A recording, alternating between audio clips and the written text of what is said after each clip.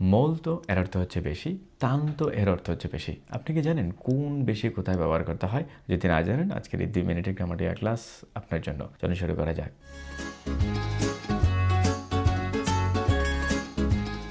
যদি এক কথায় সহজ বাক্যে বলি, মূলত এবং তান্তের মধ্যে তেমন কোনো পার্থক্য নাই। আপনি চাইলে একটার জায়গায় আরেকটা ব্যবহার করতে পারবেন। তারপরেও কয়েকটা জায়গায় আরেকটু বেশি স্পেসিফিক, আরেকটু বেশি ক্লিয়ার করার জন্য আমরা একটু আলাদাভাবে ব্যবহার করি। যেমন তান্ত আমরা ব্যবহার করি জোর দেওয়া অর্থে, যে যখন কোনো জিনিসের মধ্যে যে জোর দিতে যাই তখন আমরা তান্ত ব্যবহার করি। আবেগপূর্ণ যখন কোনো বিষয় আসে তখন আমরা তান্ত ব্যবহার করি। যেমন তি আমো তান্তো, আমি তোমাকে অনেক ভালোবাসি।